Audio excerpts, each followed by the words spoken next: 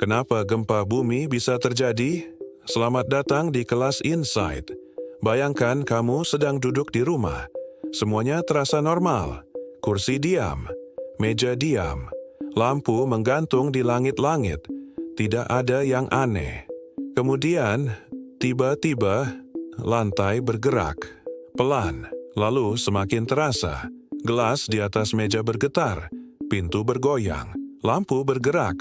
Dan dalam beberapa detik, kamu sadar, bumi sedang bergerak. Gempa bumi. Fenomena yang mungkin hanya berlangsung beberapa detik, tetapi mampu mengubah sebuah kota. Bangunan bisa rusak, jalan bisa retak, tanah bisa bergeser. Dan dalam kondisi tertentu, gelombang laut yang sangat besar juga dapat terbentuk. Tetapi sebenarnya, apa yang sedang terjadi di bawah kaki kita? Apakah bumi benar-benar bergerak? Dari mana energi gempa berasal? Kenapa gempa bisa terjadi tiba-tiba? Dan mengapa ada gempa kecil yang hampir tidak terasa, sementara gempa lainnya bisa menimbulkan kerusakan besar? Hari ini, kita akan masuk ke dalam bumi, bukan secara harfiah, tetapi melalui ilmu pengetahuan. Kita akan melihat bagaimana planet yang terlihat kokoh ini ternyata terus bergerak. Untuk memahami gempa, kita harus kembali melihat bumi.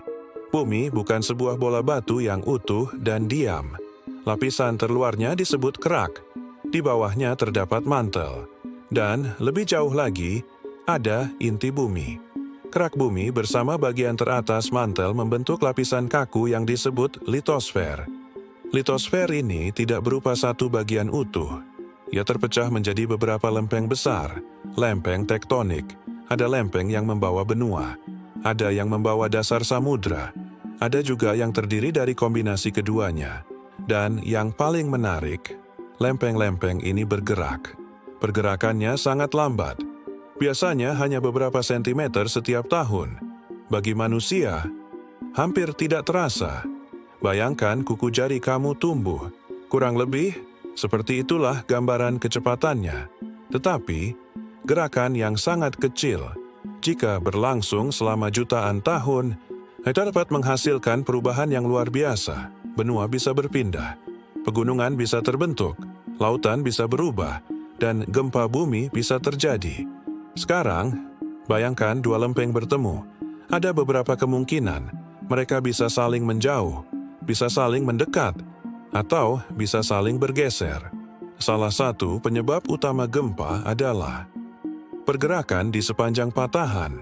Patahan adalah zona retakan pada kerak bumi tempat batuan dapat bergerak. Tetapi batuan bukan seperti dua balok es yang selalu bisa bergerak dengan mudah. Ada gesekan, ada tekanan, ada gaya yang bekerja. Bayangkan kamu mencoba menggeser sebuah benda berat di lantai. Awalnya, benda tersebut tidak bergerak. Kamu terus mendorong, gaya bertambah, tetapi benda masih diam. Kemudian, tiba-tiba, benda itu bergerak. Hal yang mirip terjadi pada patahan. Lempeng terus bergerak. Tetapi bagian batuan dapat saling mengunci karena gesekan. Energi terus terakumulasi. Batuan mengalami deformasi. Tekanan meningkat. Dan akhirnya, batuan dapat mengalami pergeseran secara tiba-tiba. Energi yang tersimpan dilepaskan. Energi tersebut merambat melalui bumi dalam bentuk gelombang seismik. Itulah yang kita rasakan sebagai gempa. Tempat awal terjadinya gempa di dalam bumi disebut hipocentrum. Sedangkan titik di permukaan bumi yang berada tepat di atasnya disebut epicentrum. Dari sumber gempa, energi merambat ke berbagai arah. Ada beberapa jenis gelombang seismik. Dua kelompok utama adalah gelombang badan dan gelombang permukaan. Para ilmuwan memanfaatkan perbedaan ini untuk mempelajari bagian dalam bumi. Menarik bukan? Gempa ternyata juga menjadi salah satu alat alami untuk mempelajari planet kita. Setiap gempa mengirimkan informasi. Ilmuwan merekamnya menggunakan alat yang disebut seismometer. Seismometer dapat mendeteksi getaran tanah yang paling halus. Magnitudo digunakan untuk menggambarkan ukuran gempa berdasarkan energi yang dilepaskan. Semakin besar magnitudonya, semakin besar energi yang dilepaskan. Magnitudo tidak sama dengan intensitas. Magnitudo menggambarkan ukuran gempa di sumbernya. Sedangkan intensitas menggambarkan seberapa kuat guncangan dirasakan di lokasi tertentu.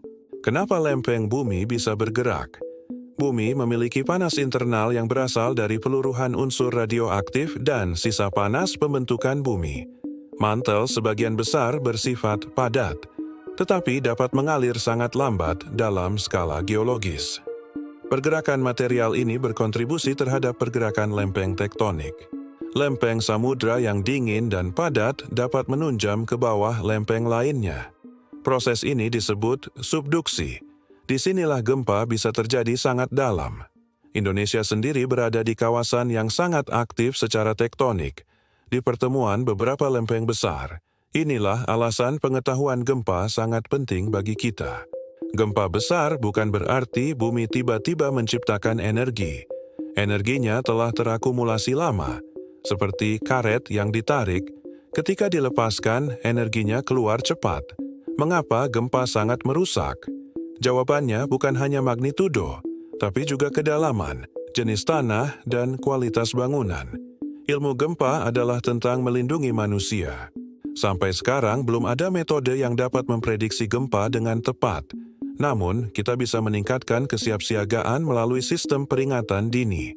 Tidak semua gempa menyebabkan tsunami, tetapi gempa bawah laut yang menyebabkan perpindahan dasar laut secara vertikal dapat memindahkan air laut dalam jumlah besar. Kita hidup di atas planet yang dinamis. Dalam skala waktu geologi, perubahan kecil menjadi besar. Benua yang terlihat permanen sebenarnya sedang bergerak. Sebagaimana firman Allah dalam surah Al-Baqarah 164, penciptaan langit dan bumi adalah tanda kebesarannya bagi orang-orang yang mengerti dan berpikir. Tanah yang kamu pijak memang terlihat diam, tetapi planet di bawahnya tidak pernah berhenti bergerak. Ia menjadi pengingat bahwa kita hidup di planet yang luar biasa. Jangan lupa follow Kelas Insight, like, dan bagikan video ini. Di perjalanan berikutnya kita akan membahas rahasia di balik dahsyatnya gelombang tsunami. Sampai jumpa.